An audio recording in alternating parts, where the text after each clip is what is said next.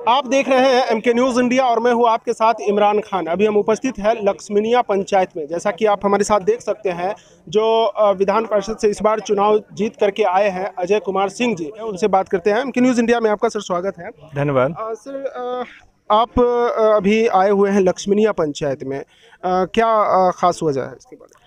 मैं यहाँ राजद का जो समग्र सदस्यता अभियान चल रहा है उसको लेकर के आया हुआ हूँ और दल की प्रतिबद्धता के तहत काफ़ी लोगों ने दल में आस्था व्यक्त की है जो हमारे दल के सदस्य नहीं हैं। तो उन लोगों ने इच्छा जाहिर की थी कि हम लोग सदस्य बनेंगे। आप देख रहे हैं कि भारी संख्या में लोग उपस्थित हैं और दल के सदस्य बन रहे हैं। सर, जीतने के बाद मेरा ये आपसे फर्स्ट सवाल है कि कितनी बड़ी चुनौती रही जो एक इतने बड़े जो क्षेत्र में आपको सामने टक्कर रहा, दोनों जो आपके प्रतिद्वंदी रहे, तो उसको लेकर के काफ़ी चर्चाएं चल रही थी। जो एक तरफ बहुत ज़्यादा प्रचार प्रसार भी चल रहा था, उस बीच में आप किस तरह से फेस कर पाए और आप जीत करके आए? देखिए, मेरा तो ये मानना है कि व्यक्ति कोई बड़ा नहीं होता, दल की आस्था बड़ी होती है और विचारधारा बड़ी होती है। और जहाँ तक हमारे दल का सवाल है, लालू जी सामाजिक न्याय के लोग हैं और उन्होंने सामाजिक न्याय रूपी समाज का सृजन करने का काम किया है। जो व्यक्ति हाशिए पर था उनको लालू जी ने आगे लाने का काम किया है। तो हमारे दल में आस्था लोगों को थी, पहली बात। दूसरी बात यह है कि यह सरकार 15 साल में हर एक मोर्चे पर विफल हो रही है।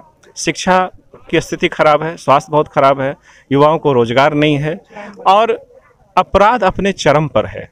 तो ऐसी परिस्थिति में लोगों ने यह बेहतर समझा कि राष्ट्रीय जनता दल को सहयोग करें ताकि इन तमाम मुद्दों पर सरकार को बदलने की दिशा में एक नींव का पत्थर साबित हो। और लोगों की आस्था ने, लोगों की विचारधारा ने और इस सरकार की विफलता ने मुझे जीत दिलाई है। ये आप सरकार की बात करते हैं तो आज से कुछ दिन पहले, 2 से 3 दिन पहले जो है यहाँ पे मुख्यमंत्री जी का कार्यक्रम हुआ था बीरपुर में, जहाँ पे मीडिया को भी जाने से रोक दिया गया था निरीक्षण के दौरान। तो इसमें क्या लग रहा है, कहीं ना कहीं ये घोटाले को संकेत देता है या इस पर क्या कुछ कहेंगे आप?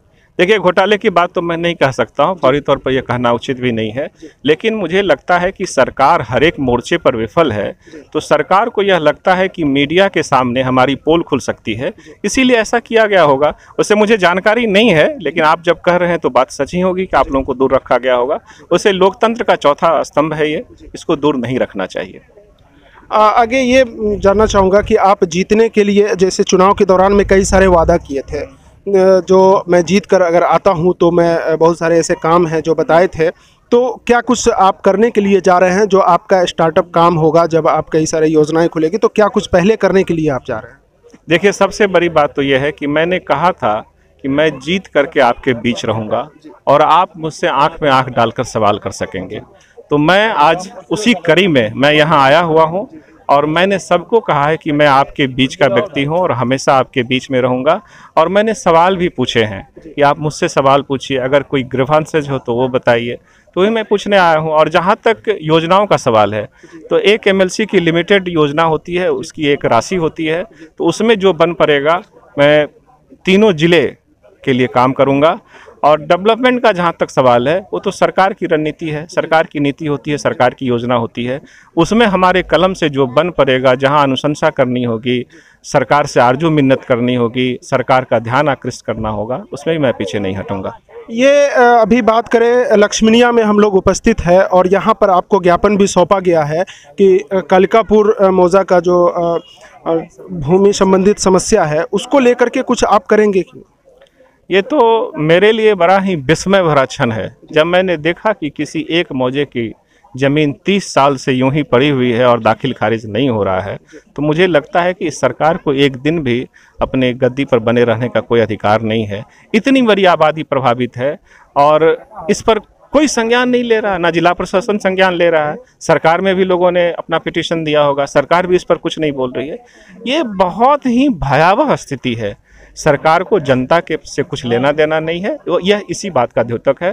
और मुझे यह संज्ञान मिला है तो मैं अपने स्तर से इसे सरकार का ध्यान आकृष्ट करूंगा, जिला प्रशासन का ध्यान आकृष्ट करूंगा और विधान परिषद में भी इसका ध्यान आकृष्ट करूंगा। जी, राजद की क्या आगे रणनीति चल रही है? आगे जो चुनाव 2024 में और 25 में होने के लिए जा रही है, तो इस चीज़ को लेकर के आप लोग कितनी तैयारियां कर रहे हैं?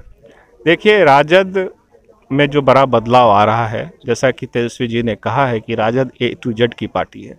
हर एक जाति, हर एक धर्म के लोगों का इसमें स्वागत है और लोग खुद ब खुद जुड़ भी रहे हैं और इस जुड़ने में सरकार की विफलता हमारा काफ़ी सहयोग कर रही है।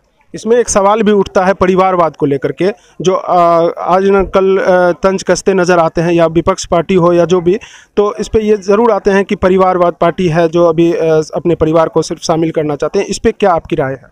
अच्छा, आप एक बात बताइए, अगर किसी IAS का बेटा अगर वो कॉम्पिटेंट हो तो वो IAS नहीं बनना चाहिए उसको, उसमें परिवारवाद लगेगा? सवाल ये है कि राजनीतिक विरासत और राजनीतिक घराना, जो बच्चा छुटपन से लेकर और बड़े होने तक, व्यस्त होने तक राजनीतिक परिवेश में पला बढ़ा है, तो उसकी राजनीतिक परिपक्वता पर कोई उंगली नहीं उठ सकती है। तो अगर किसी का बेटा उस परिवेश में पल बढ़ करके और उस तरह का एक्यूमेंशिप रखता है तो उसे राजनीति में आने देने से रोकना भी नहीं चाहिए और परिवारवाद की आड़ में उसकी आलोचना भी नहीं करनी चाहिए। यह लोकतांत्रिक व्यवस्था के प्रतिकूल होगा और ये हठधर्मिता होगी। जी, बहुत बहुत धन्यवाद आपका।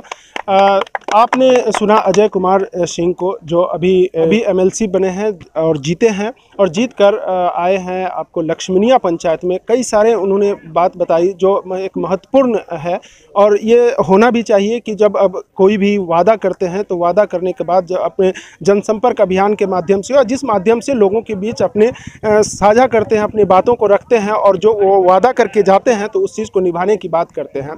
फिलहाल इतना ही। बने रहे MK न्यूज़ इंडिया के साथ। सहयोगी अमृत झा के साथ Imran Khan, bureau report, Bihar. Sai hospital हर महीने की 1 तारीख से 5 तारीख तक दिल्ली के सुप्रसिद्ध डॉक्टरों के द्वारा सभी प्रकार के छोटे एवं बड़े ऑपरेशन दूरबीन के द्वारा किए जाते हैं।